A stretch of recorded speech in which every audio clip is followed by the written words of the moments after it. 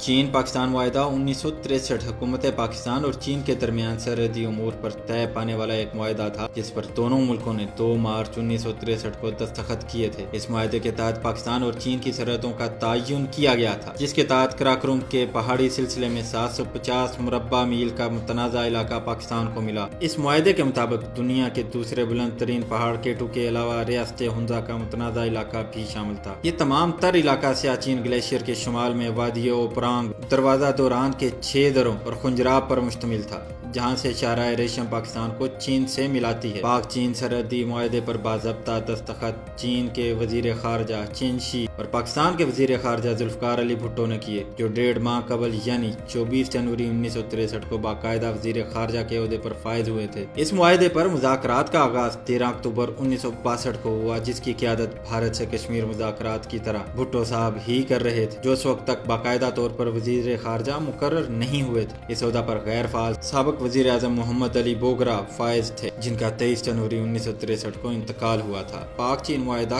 کیوں ہوا؟ 20 اکتوبر سے 21 نومبر 1962 تک چین اور بھارت کی جنگ میں چین نے کشمیر کے مشرقی علاقہ لداخ میں اقصائی چین کا 38,000 مربع کلومیٹر علاقہ بھارت سے چھین لیا تھا، جو آج بھی ان کے پاس ہے۔ اس شرمناک فوجی شکست پر نہ صرف وزیر اعظم نہرو پر سخت تنقید ہوئی، بلکہ وزیر دفاع کو استعفیٰ دینا پڑا۔ چین اور بھارت کی 1962 کی جنگ کے دوران مغربی ممالک کے دباؤ پر مبینہ طور پر صدر ایوب خان نے بھارت کے شمال یا چین کے خطرے سے نمٹنے کے لیے مشترکہ دفاع کی پیشکش کی، جو بھارت نے مسترد کر دی تھی۔ موصوف کو جلد ہی احساس زیاں ہوا اور بھٹو صاحب کے سمجھانے پر انہوں نے مغربی ممالک کی بے وفائی کے بدلے میں کمیونسٹ بلاک کے ساتھ پہلا سمجھوتا کرتے ہوئے چین سے سرحدی تنازع پرامن طور پر حل کیا۔ اس معاہدے سے پاکستان اور چین کے درمیان دوستی کا ایک ایسا سلسلہ چلا جو آج تک قائم و دائم ہے۔